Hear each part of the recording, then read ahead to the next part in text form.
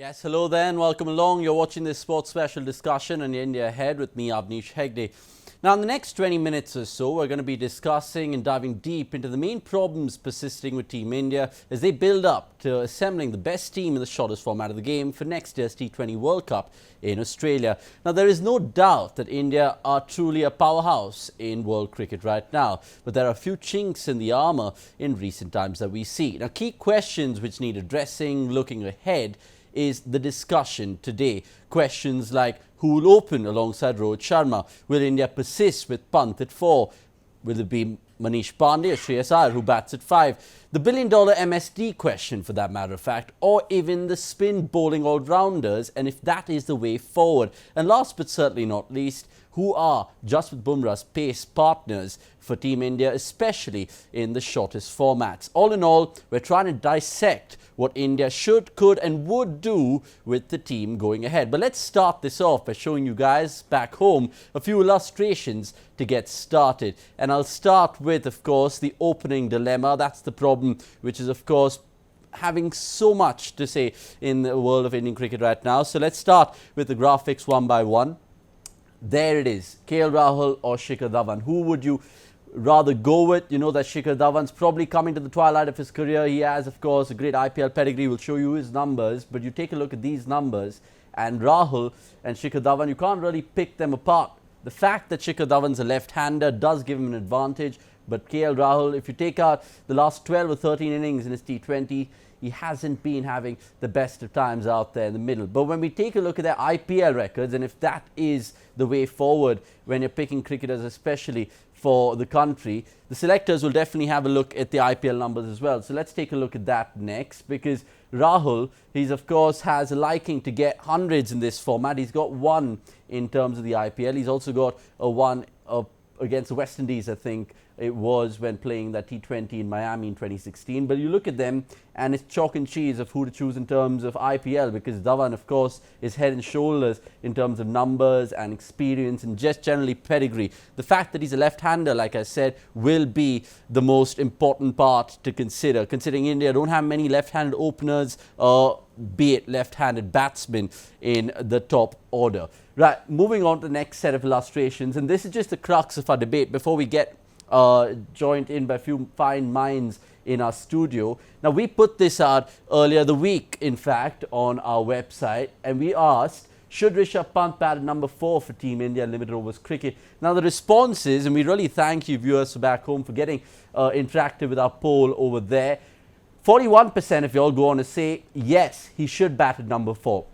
But 47% disagree with that opinion, saying he shouldn't, probably bat him lower down the order, considering the responsibility hasn't set in. And 12% of individuals saying they can't say, because it is that sort of question. Do you want to give him a not? Do you not want to? Because they're going to be divulging opinions having said that. Moving on to the next set of illustrations, and we'll get speedy with them. This is just to show you all a brief check on Rishabh Pant's limited overs career in terms of batting. Now, of course, those are the alarming numbers in the middle of the pack over there, the 22.9 and the 21.57. There's no one doubting the fact that he is obviously an explosive, dynamic player, and that would be, of course, proof shown in his strike rates. But we just hope as Indian cricket fans and, of course, journalists back in our studios thinking that he's not just a flash in the pan, but of course going to be a flashy player for India in months to come. Now, another big talking point is the next graphics we'd like to show you, and that is, of course, Shreyas Iyer or Manish Pandey, because this man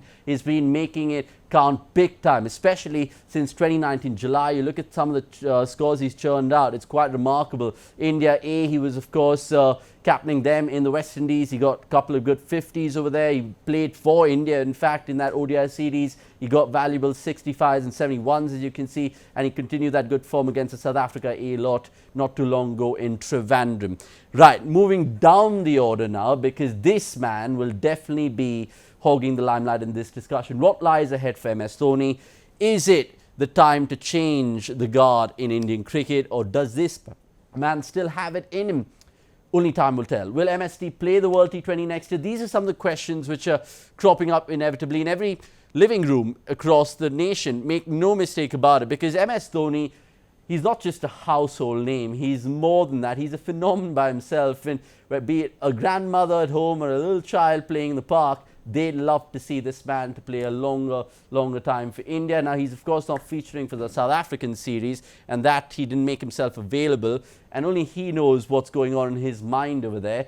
And the big question we're asking also tonight, which we'll get to in very short time, is this: can Rishabh Pant fill Dhoni's shoes? Because of course it is a big talking point from a world cricket perspective as well.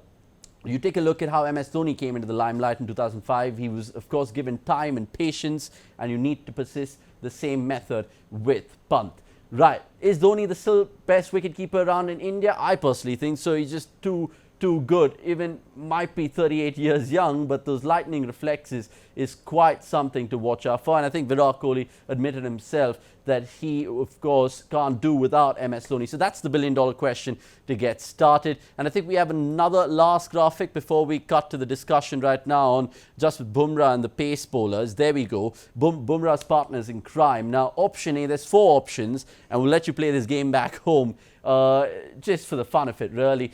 Option A, Bhuvneshwar Kumar. Do you think he can really partner Bumrah in years to come? Maybe, maybe not. That'll definitely only time will tell. Option B, if we can move on to the next one, is India's only left arm pacer right now, so we speak, in the squad, Khalil Ahmed. He's been doing exceptionally well for Team India. Option C is one man I particularly like, is Deepak Chahar. And every time he has a new ball in hand, be it in T20s or ODIs or domestic circuit, he picks up wicket. So get him the nod, and that would be very interesting to see. And last but certainly not least, if you want raw, out-and-out pace, an express fast bowler, Navdeep Saini has all the qualities and traits going ahead. So those are some of the questions that we are really trying to pinpoint, some of the main talking points of Team India, because remember, they have a long home season ahead, and it really makes for a fascinating viewing of who they will pick out and etch out when they build and assemble that team, like I said, to down under next year.